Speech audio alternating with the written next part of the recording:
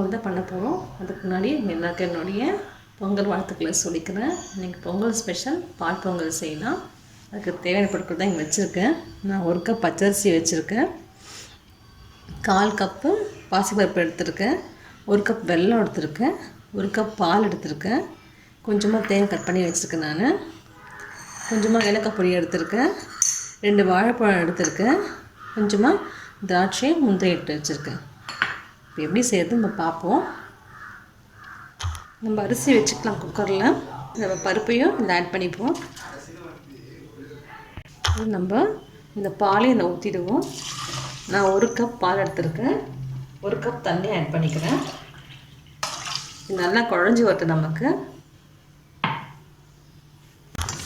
மூடி போட்டு நல்லா ஒரு 2 விசில் வச்சுருவோம். கொஞ்சம் நல்லா குழஞ்சி வரட்டும், வெயிட் பண்ணுவோம். நல்லா விசில் வந்துடுச்சு, 3 விசில் நமக்கு. நம்ம இறக்கிடுவோம்.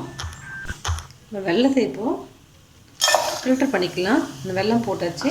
நம்ம தண்ணி கொஞ்சமாக ஊற்றிக்கலாம், வெல்லம் முழுகிற அளவுக்கு. இது நல்லா ஃபில்டர் ஆகட்டும், நம்ம வடிகட்டி எடுத்துக்கலாம். பாருங்கள், ப்ரெஷர் நல்லா போயிடுச்சு. பொங்கல் நல்லா வெந்து வந்துடுச்சு. இப்போ நம்ம இதில் வெள்ளைப்பாக்கை ஃபில்டர் பண்ணிக்கலாம்.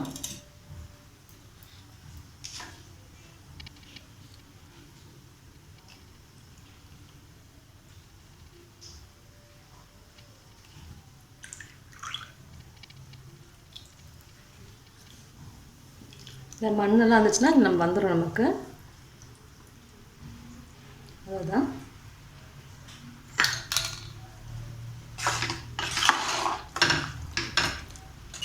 எல்லாம் நம்ம கலக்கி விட்டுக்கலாம். அதை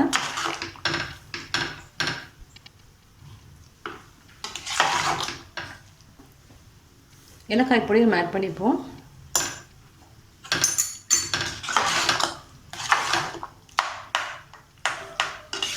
நல்லா கூடி வந்துடுச்சு. இந்த ஸ்டேஜில் நம்ம இறக்கிடலாம். நெய் கொஞ்சமாக ஊற்றிக்கலாம். அதில்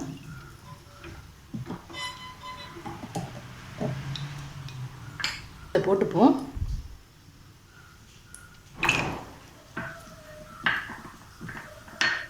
சக்கரை பொங்கலில் போட்டுக்கலாம். நம்ம அதே நெய் வறுத்ததுலேயே நம்ம தேங்காயையும் போட்டு பொரிச்சிக்கலாம். நீங்கள் தேங்காய் 3 போட்டாலும் டேஸ்ட்டாக இருக்கும்.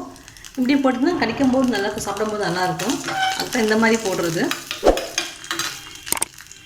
இது நம்ம லேசாக வறுத்து போகுது.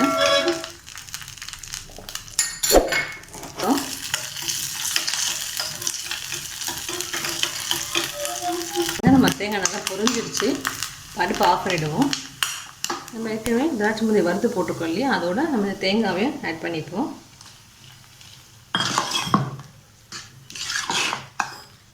இதோட நம்ம கட் பண்ணி வச்சுருக்க வாழைப்பழத்தையும் போட்டுக்கலாம். வாழைப்பழம் போட்டால் அது ஒரு டிஃப்ரெண்ட் டேஸ்ட்டாக இருக்கும். நம்ம சாப்பிடும்போது நல்லா இருக்கும். அது அவ்வளோதான், நம்மளுடைய பால் பொங்கல் ரெடி ஆகிடுச்சு. இந்த பொங்கலுக்கு நீங்களும் இது மாதிரி செஞ்சு பாருங்கள். உங்கள் கமெண்ட்ஸ் சொல்லுங்கள். ரொம்ப ஈஸி தான், நல்லா டிஃப்ரெண்ட் டேஸ்ட்டாக இருக்கும். பால் ஊற்றி பண்ணுறது நல்லா டிஃப்ரெண்ட் டேஸ்ட்டாக இருக்கும்.